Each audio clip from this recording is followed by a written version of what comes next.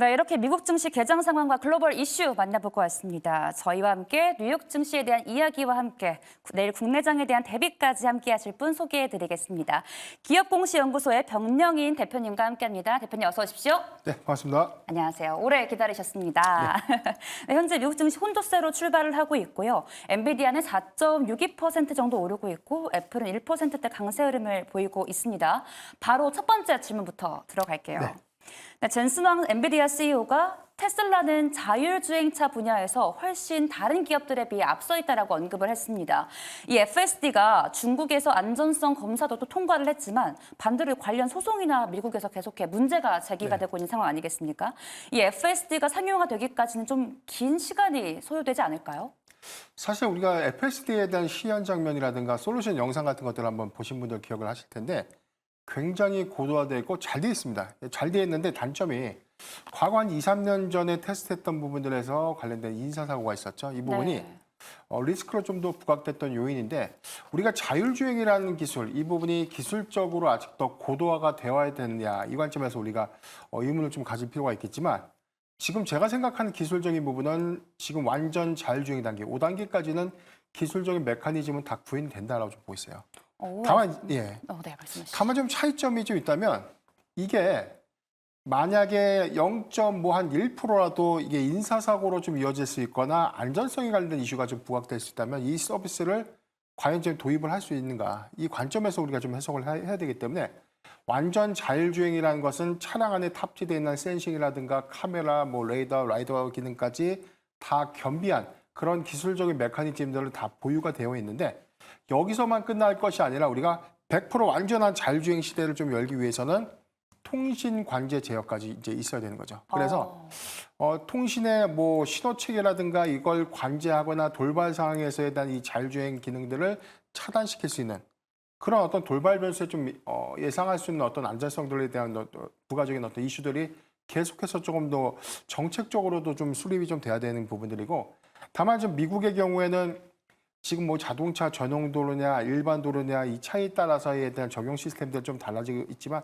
과거의 안전성에 관련된 논란 이 부분은 저는 풀어야 되는 숙제다라고 좀 보고 있기 때문에 그게 계속해서 성장성의 발목을 잡거나 서비스의 출시가 지연될 수 있거나 상용화에 걸림돌이 된다거나 좀 이렇게까지는 좀 너무 확대 해석하는 것이 아닌가라고 좀 보고 있고 다만 이 기술적인 고도화들은 계속해서 수정되고 보완되면서 저는 현실화되지 않을까라고 좀 보고 있기 때문에 지금 중국 당국에서에 대한 안전성 통과 부분 그리고 여기 관련된 데이터의 수집 관련된 규제도 완화시켰던 부분들을 우리가 좀 상기해 본다면 저는 내년부터 이게 본격적인 부분은 아니지만 부분적인 상용화가 좀 더 가능화되고 조금 더 가시화되지 않을까라고 좀 보고 있습니다.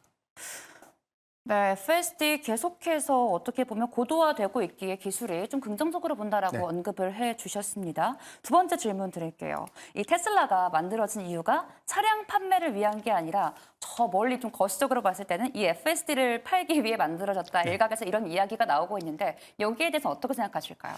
글쎄 닭을 키우기 위해서 닭을 잡아먹기 위해서 닭을 샀는데 알이 나오니까 이걸 어떻게 할지 좀 이제 고민하는 그런 형국이 아닐까 싶은데 다만 지금 이 테슬라가 지금 전기차 시대로서에 대한 개화 이 부분이 아직 테슬라의 태생이 전기차를 출시하고 이 부분을 상용화해서 점유율을 높이는 단계 이게 우리가 좀 체감적으로 좀 이식하는 전기차의 시장 점유율을 우리가 좀 체감을 할 수 있나요? 지금 우리가 도로에서 봤을 때 전기차의 비중이 한 70%에서 80%가량의 전기차를 보기는 아직 어렵다는 것이죠. 그렇죠. 이 부분은 지금 전기차 시대는 열렸지만 우리가 소위 말하면 캐즘 현상, 일시적인 수요 현상이라고 하지만 저는 이 부분이 내년 초까지는 조금 더 장기화가 될 수 있다는 부분으로 좀 판단이 되고 있고 다만 지금 테슬라가 전기차에 대한 성장이 일시적인 또 정체 구간에 좀 진입을 하게 되니까 여기서 부가적인 부분이 다른 스페이스 X라든가 우주항공 관련된 사업이죠. 그다음에 최근에는 AI, 그다음에 자율주행 로봇까지 이 사업의 역량들을 좀 더 확장시키는 흐름들이 아닌가라고 보고 있습니다. 다만 자동차의 관점에서는 비단 테슬라뿐만이 아니라 자율주행에 관련된 그래서 좀 현대차 그룹의 역시도 SDV 소프트웨어 중심의 전장화를 계속해서 좀 선회하고 있고 모든 이 자동차 완성차 기업들의 최대 화두는 차량의 전장화가 좀 더 가속화되는 부분. 여기 안에 한 부분이 자율주행이다. 이렇게 이해하시면 좋을 것 같습니다. 네, 아직 그 생각은 시기상조이다. 자동차 FSD 모멘텀은 내년까지 지켜보는 게 좋을 것 같다라고 언급을 해주셨습니다. 또 이번에요, 일론 머스크가 8조 규모의 투자금으로 10만 개의 GPU를 매입해서 세계 최대 규모의 데이터 센터를 구축하겠다라고 언급을 했습니다. 이 XAI죠, 인공지능 기술 역량을 강화하겠다는 건데, 이젠 그 샘 알트먼 오픈 AI CEO와 함께 경쟁이 본격화되는 건지 궁금합니다. 글쎄 저는 아직은 경쟁의 상대가 될까는 싶습니다. 왜냐하면 지금 네. 다만 이제 테슬라 일론 머스크라면 좀 가능성은 크다. 이제 다만 이 부분에 대한 시점이라든가 기술 선점을 우리가 지금 직접 비교하는 것은 좀 이르지만 네. 점점 AI의 산업이 격화되고 있고 이 경쟁이 심화가 되고 있다는 것은 AI 산업이 이미 도래가 됐기 때문에 이게 필수 불가의 어떤 산업이 현재 좀 가시화가 좀 되고 있다라고 좀 이해를 하시면 좋을 것 같고 네. 다만 이 AI라는 이 화두가 단순하게 우리가 생각하는 뭐 인공지능 관련된 플랫폼만 생각할 것이 아니라 이게 나중에는 인공지능의 최대 고도화는 산업에 적용이 돼야 됩니다. 그래서 로봇의 탑재가 되든 어떤 가전제품이라든가 뭐 자동차라든가 우리가 생활하는 모든 환경 안에서 AI가 탑재되면 스스로 사고하고 스스로 제어하고 스스로 행동하는 그런 모든 것들을 다 컨트롤하면서 인간의 어떤 보조 역할 내지는 대행 역할을 할 수 있는 그렇게 좀 우리가 좀 고도화가 될 것인데 이런 부분에서 일론 머스크의 어떤 사업적인 전략 이 부분이 조금 더 가시화가 됐다고 좀 보면 좋을 것 같고 지금 60억 달러에 대한 투자 유치가 좀 완료됐다. 우리나라 돈은 한 8조 1천억 원 규모인데 이 금액이 좀 완료가 됐다는 것은 해당 펀딩을 바탕으로 AI 플랫폼에 관련된 테슬라 고유의 영역으로 좀 확장시킬 가능성이 좀 크지 않을까라고 좀 보고 있습니다. 네, 아직은 비교 대상이 아닌 거죠. 그러니까. 네. 그렇죠. 현재 미증시 관련해서 질문 하나 드려도 될까요? 현재 엔비디아가 4.85% 오르고 있고 지금 마이크론 테크놀로지가 1.19%, 퀄컴도 1% 넘는 강세 흐름 보이고 있습니다. 내일장에 우리 국내 증시 좀 이 반도체 업종 훈풍 기대해봐도 될까요?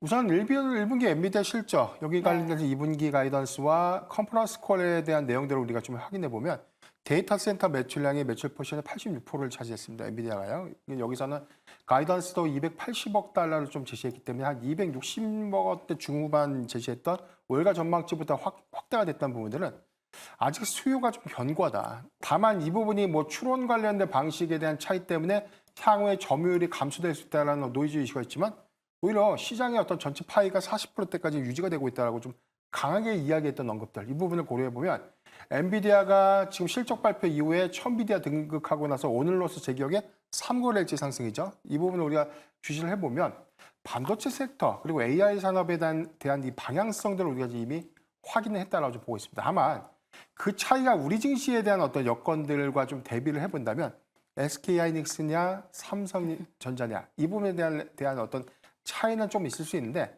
이 부분이 HBM 반도체의 선점 효과들이 조금 더 극대화되고 있는 SK양 또는 SK하이닉스의 밸류체인을 구성하고 있는 소부장주의 흐름들은 계속해서 좀 더 긍정적인 기조를 좀 유지할 수 있겠지만 삼성전자는 뭐 단기적인 관점에선 수급이 좀 더 위축될 수 있는 요인이 있다고 보고 있어요. 그렇지만 저는 삼성전자의 경우에는 이 부분을 리스크라고 생각하지 않고 생산 수율이라는 부분들은 시점이 좀 해결할 수 있는 부분이고 지금 가장 크게 문제가 됐던 부분이 발열 그리고 여기서 전력 소모가 큰 부분에 관련된 이슈 이 부분은 계속해서 반도체 공정에서 나오고 있는 생산 수율의 가장 큰 이유입니다. 네. 이 부분은 시점이 좀 해결해 줄 것이다라는 부분들을 우리가 지금 상기해 보면 전 삼성전자의 경우에는 향후에 해당 양품이 공급이 되는 시점에는 이 SK하이닉스와 키 맞추고 있는 점에서 그래도 낙폭과대에는 주목을 해야 된다라고 좀 말씀드리겠습니다. 네, 미국 증시에서 반도체와 AI라는 섹터에 대해서는 확인이 되었지만 국내 증시는 조금 다르게 봐야 한다라고 언급을 해주셨고 SK하이닉스도 좋고 밸류체인도 좋지만 삼성전자 저가 메리트가 있는 것으로 확인이 되고 있습니다. 그러면요, 미국 증시와 연결해서 내일장 국내 증시에서 주목해보면 좋을 섹터 어떤 섹터가 있을까요? 최근에 미국 증시 트렌드 봤을 때 한 지난주, 그다음에 저번 주와 지지난주의 흐름들 좀 보면 네. 지금 이 전력 수요에 관련된 이슈가 계속해서 부각이 됐고요. 지난주의 경우에는 지금 미국에서 이 전력 수요에 관련된 이 주목해야 될 5대 에너지, 그래서 블룸 에너지에 관련된 이슈가 부각되면서 수소 섹터가 좀 강하게 상승하는 흐름들을 좀 보여줬고요.